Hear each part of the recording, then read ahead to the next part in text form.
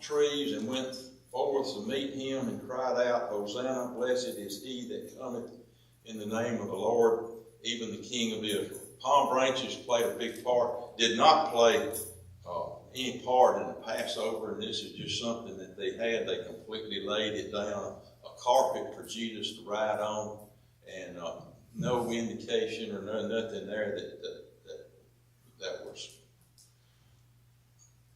miraculous or spiritual or anything like that. It was something that they would do for royalty, and that's what they were looking for Jesus, because at this time they were still thinking earthly king. A triumphant entry of Jesus into Jerusalem is recorded in all the Gospels, Matthew 21, Mark 11, and Luke 19. They were shouting Hosanna, and that means what they were saying, what this means was, save us now, give us victory. That tells me that they were looking at an earthly king, because they don't think they had any idea of what Jesus was. They were beginning to think that was, because just the fact that he was riding in on a donkey, was that like an earthly king? Probably not. He would have a chariot. Yeah. Yeah. So, yeah, that's right. He was, very humble. That's what he was wanting to. Peace. He was wanting to exhibit peace. And that's what he was trying to bring. The Jews were still going to be under the Roman control. It was important too, in the sense, that it prophesied, he was coming to Jerusalem on the donkey. Colt. Right. Yeah. John doesn't tell us how he got the coat, but I think Matthew does. He told them to go, and that they would be the coat, and to get it. If anybody asks, tell them that the Lord is in need of it. And I'm paraphrasing now, but that did happen. And I know Matthew tells that. I'm not sure about Mark and Luke. Blessed is he who cometh in the name of the Lord is a Jewish idiom for welcome. It means to welcome in the name of the Lord. To this welcome, based on Psalms 118, the crowd add even the King of Israel. So they were still thinking that. They looked on Jesus as a king who is going to throw off the yoke of Rome and establish the kingdom of their father David. They still love David. Still think of him. The crowd had the wrong idea of the Messiah and the kingdom. Verse 14. Hey, dude. Yeah. Brother Wood, in this commentary, points out something that I've never heard before. He said the word Hosanna means save, we pray. That's what they were shouting. Right. Acknowledging him as that king. Save, and we prayed for that. Which if we knew that they knew what Jesus was really going to do, that would indicate save from their sin. But I don't think that. Nothing talking about save from Roman oppression, right? And we don't know that, but we can see what they continue to believe as we go on, and even up to the night before his crucifixion, his apostles, his disciples didn't understand. He told them, he said, I'm going to die. But they didn't believe him. All right. 14, and Jesus, having found a young donkey, sat thereon, as it is written. And Jesus did not try to correct them in any words. However, with actions, he showed the nature of his kingdom was different than the crowd's conception. If he'd come in on a white horse, and like Chantel said, all the gold and the glamour and stuff, then that would indicate that he would be an earthly kingdom. But he wasn't wanting to do that. And rather than telling them, no, I'm not going to set up an earthly kingdom, he showed them by the way he comes in on the donkey. The horse donkey was an animal of war, it says. And the donkey was an animal of peace.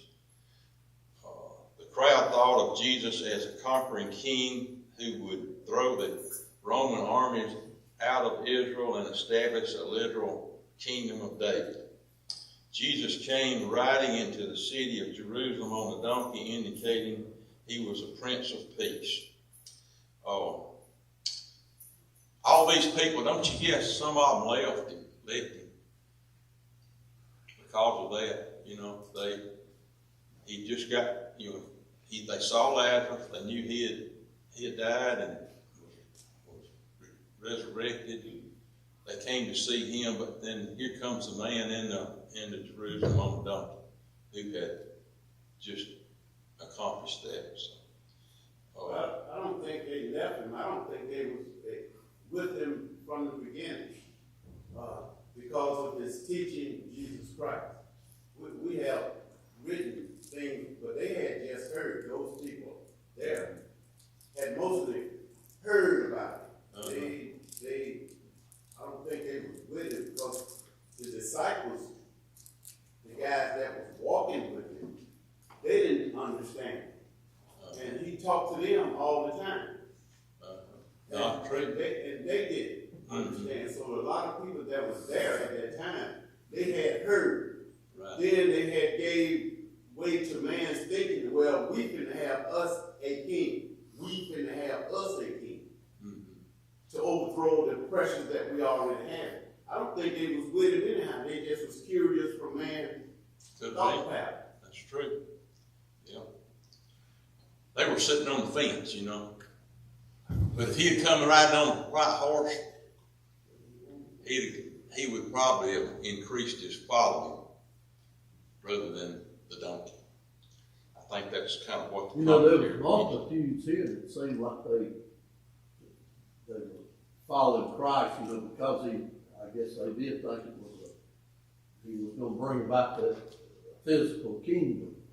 It indicates there was a lot of people following him at this time. Mm-hmm. It didn't take them long, that's what some leadership can do sometimes, they can turn people away from the way they really need to go. Because it's not long, till they're shouting, here they're saying, Hosanna, to Christ, comes.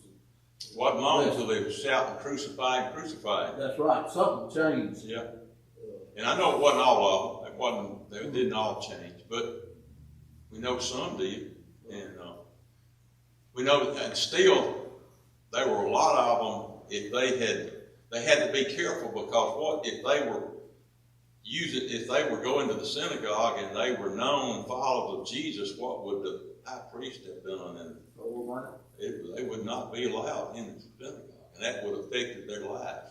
One thing I was thinking about here too, Brother Duper, is the high priest, the leadership in the Jews, they back in before this, they said, the people following said the Romans are going to come and they're going to take our power away and they're going to take our nation away. I wonder just how much they thought. They were thinking in a physical sense too. I believe they didn't think Christ had the power to battle physically with the Romans, because they were saying, if he gets power, they're going to come, they're going to take our power away. Mm-hmm. They're also going to take our nation away. Mm-hmm. So they looked at it wrong. Right. Too. And Jesus would not have. It had, the Romans were allowing the Jerusalem to, as long as they were allowed to do what they wanted to do, govern their people, as long as there were no uprisings and no problem. But that's what got them in AD 70. I believe that was weighing heavy on their minds too, not just create a ruckus. I guess I use that terminology for lack of something else. But to me, that's part of how they tradition of man at that time with fear. They used fear to put people out of the synagogue. If you didn't this, then you will be excommunicated. You would not be a part of us. Yeah. And that's fear. People like to be a part of things. All right, Jesus came and was changing the thought pattern. He was changing fear to faith. What they believed on him, and that was according to what they were seeing. Mm-hmm. Some of those same people that were saying Hosanna, they had been with him, like I said earlier, when he fed so many. Mm-hmm. Some of those same people were there. Some of them followed, to include the leadership, the Jews' leadership. They followed him from baptism when he got baptized. They followed him all the way through. So they helped with the uprising of losing power. We can't let this man take charge. Mm-hmm. We will do, so they use fear. Mm-hmm. Jesus Christ came with a different thought pattern of using faith. But you know, a lot of them left the band after they fed him. He fed the 5,000, they fed the 4,000, and then he started telling them exactly what his plan was, and some of them left him. Yeah. They were following because of the food. Yes. In many cases. What they could get. You know, the Sanhedrin is not a whole lot different from our herd in Washington today. Their primary hope up there, most of them, is to get reelected. Oh, yes. And that's what the Sanhedrin want to do too. Because we want to keep our place of power here. Because we can't let this guy disturb anything that Rome might do to take away our place. Right. Come first, and then they'd say, and the nation. Yeah. So, yeah. Their nation, right? Yeah. Jewish nation. Yeah. Okay. Good comments. Verse 15. Fear not, daughter of Zion. Zion meaning Jerusalem. Hang on a minute. Behold, thy king cometh, sitting on a donkey's coat. John shows how Jesus had fulfilled the prophecy of Zechariah 9:9 when it was predicted that he was going to come in riding on a coat. And the daughter of Zion, of course, refers to Jerusalem. The inhabitants of Jerusalem are not to be afraid because their king comes in peace. And that's what he was wanting to exhibit. He wasn't wanting to exhibit war. He was wanting peace. Not peace on this earth as much as peace as a faithful Christian, to come, have something that you haven't had. Your sins have not been forgiven, but they will be, because Christ is going to die for those sins soon, and you're going to be a part of something that has never been, but has been, well, let me back up. It has been from day one. From Genesis, the church has been. The thought, not the church as such, but the thought of the church in God's mind. Yeah. And that the whole Bible is, it's been for them. So David, Stephen, do you have a question? Well, I had a comment. You go back to when the chief priests were saying that the Romans will come and take away both our place and our nation. And then Caiaphas prophesied, do you consider that is expedient for us that one man should die for the people? This is the last chapter 11. And he did not say this on his own authority, but being high priest that year, he prophesied that Jesus would die for the nation, and not for that nation only, but also that he would gather together in one, and children of God were scattered abroad. So what John is talking about there is the establishment of the church. And yes, the Romans took away their place, and in 70 AD, Jerusalem was destroyed. Most of those leaders were killed, but the point was that the position the Jews had would change. Is that eventually the Gentiles would be partakers in this as well, and the church, the body of believers, the universal body of believers, would take the place of physical Israel. Right. And they would become, and so Jesus would become king over not just this physical, but also the spiritual. And you'll read Paul and Hebrews, a lot of that, where you read that. But anyway, let me go. Let me His go. If I don't, main mission was to establish a link between man and the Holy God. That was his mission, to establish a link, to establish a relationship back between man and the Holy God. right. The Sadducees and all the leaders had corrupted that relationship. True. and that goes into the new covenant and things like that.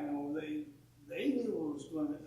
The prophets back in the Old Testament knew what was going to happen. I mean, they may not have had a complete understanding, but they said, Jeremiah talked about the new covenant, and Jesus through the new covenant would be not only for Israel but for everyone.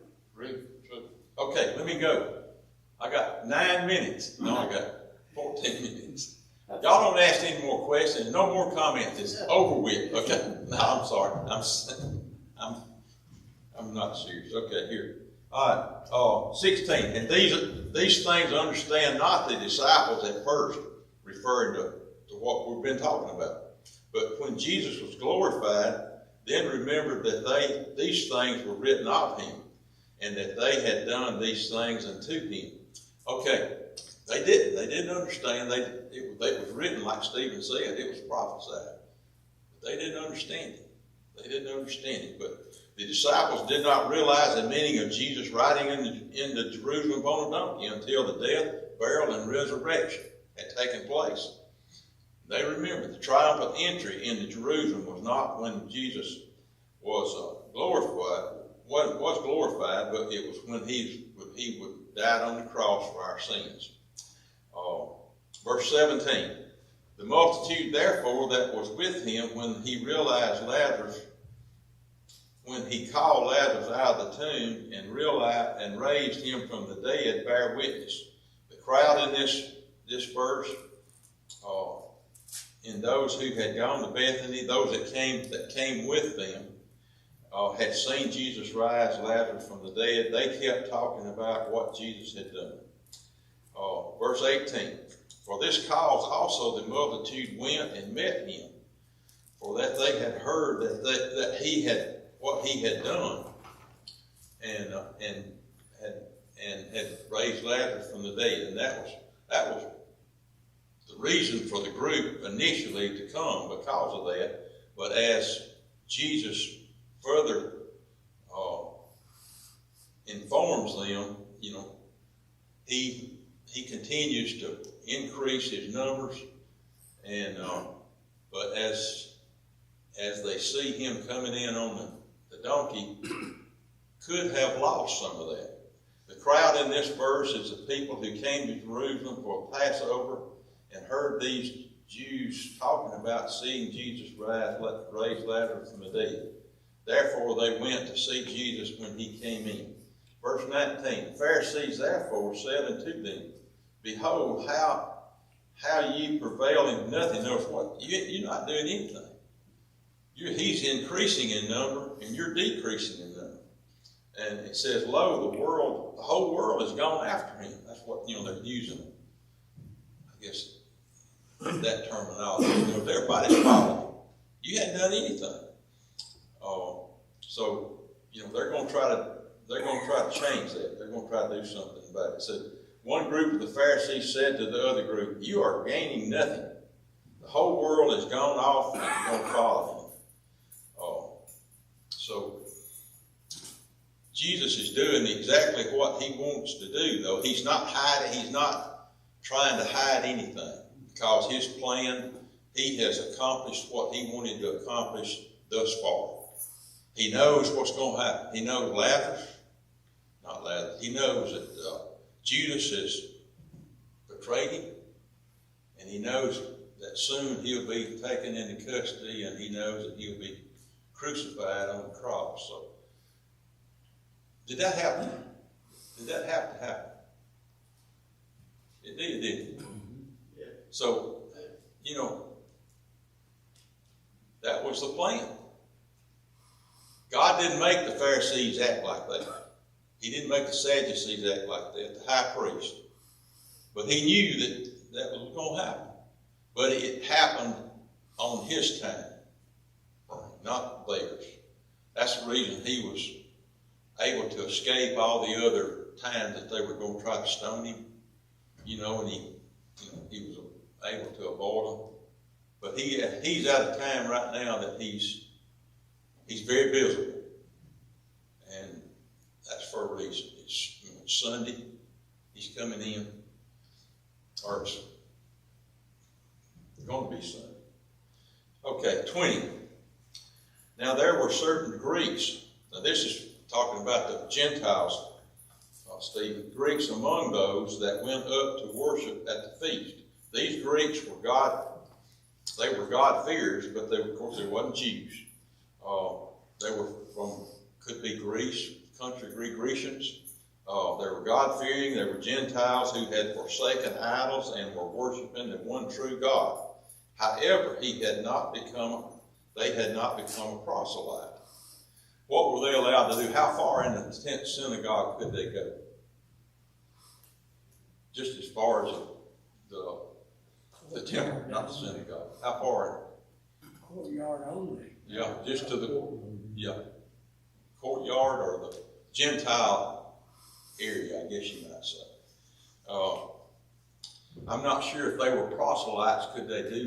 Were they the same as Greek Jews? I'm not sure. I hadn't studied it. Nevertheless, they were not proselytes, as usually this is indicated as in Acts 6:5. There were a number of Greeks who did become proselytes. They came to Jerusalem to worship. And eventually they would have a problem. What did the Greeks say as far as to the widows? Remember that? Grecian widows? They were not being taken care of, so they played a pretty big part, pretty big role after the establishment of the church. They didn't realize that. It says they could go no further in the temple than the court of the Gentiles. Okay, should have read that. Concerning the temple, Jesus quoted Isaiah 56:7 and Mark 11:17, which says, "My house shall be called a house of prayer for all nations." And that was what Jesus was wanting to do. Up until this point, the Jews, they thought and that was one thing that rubbed them the wrong way too. They thought they had it, they were special. But Jesus' plan was going to change that. And what did the Jews think about Gentiles? Didn't like it. And that was hard to swallow for them, so to speak. Okay. 21. These therefore came to Philip, who was at Bethsaida of Galilee, and asked him, saying, "Sirs, we want to see Jesus. We would see Jesus." Philip is, of course, that was a Greek name, and that's the reason, I guess. Don't you guess he could speak their language too? Being Grecian, and that was probably the reason they came to him. And they informed Philip that they would like to see Jesus, and we don't really know why, other than just they want to see him, maybe. So, verse 22: Philip cometh and telleth Andrew. Andrew cometh and telleth Philip they told Jesus. Philip sought out Andrew to help him. What does this kind of remind you of? Back when? Yeah. Jesus was collecting his apostles, wasn't he? And that kind of tells me that there's no little thing that we do for Christ. What did Andrew do for Philip? Tell him, "Come go with me." I know there's a story about Ernie brother Wood and our brother in Jasper, brother Nichols, how his family his mother, or might have been his grandmother, a lady invited, a little girl invited another little girl and came to a gospel meeting. She obeyed the gospel, and then she married a man, and that's how Brother Nichols, how many preachers developed from that. Hey, would you like to go to gospel meeting with me? You know what? We don't ever know. God can make something wonderful out of just something that seems small. Some 100-fold, some 60, some 30. There you go. Okay. 24. Verily, verily, I say unto you, except a grain of wheat fall into the earth and die, it abide by itself alone. But if it die, it beareth much fruit. All right. Jerome, you have a lot of seed this year that you didn't get in the ground. I had a guy that he planted beans, had about 200 acres of beans, and when he bought his seed, I don't know if you know about this farmer situation this year, but it was terrible. We had rain till July. I rolled my first roll of hay July 3rd, and the farmers, he bought soybean seeds, made a mistake of putting it in the plant. And if he hadn't done that, he could have taken it back. But waiting on it a day, but it sit there. You know where that seed's at now? It's still in the plant. Because he wasn't able to do it. If we carry a sack of seed around in our pocket, and we don't ever get it in the ground, it's not going to produce a good seed. If we carry the word, the gospel around, and we don't try to tell others, we don't try to invite others, or do what we can, and it might just be, here's a tract, or here's an invite to the gospel meeting, or here's an invite, come see us at Cottdale Church of Christ. It might be something real simple. But if that's not being done, is it going to produce any seed? No. Jesus himself, he had to die. He had to go in the ground. He had to die for us to be where we are today. If that, and many more congregations across the world, Africa, they've already worshiped on Sunday. They're about 8 or 9 hours ahead of us. They've worshiped. And there'll be a lot more worship after us. There'll be some worshiping with us. So, that seed had to die. He had to do what he had planned to do from Genesis, first chapter. God's plan had to be developed, had to work its plan. So, nevertheless, got a minute or two. Any comments? I will let you make one more comment. Not a piece, but no, I'm serious. I'm not serious. Okay. We have to surrender. If we're going to be a Christian, we have to surrender our lives. I've often wondered the song, what is that song? Jesus is all the world to me. Can we really sing that song? Can we sing that song ourselves? Can we put everything before Jesus? If he's all the world to me, that means we can put job, work, if we have to, job, work, and put him first and do what he wants us to do. Can we be pleasing to God if he's all the world to us? So, self-denial, self-sacrifice. Verse 26, if any man serve me, let him follow me, and where I am, there shall also my servant be. If any man serve me, him will the Father honor. I want to be honored. Hear those great words. Well done.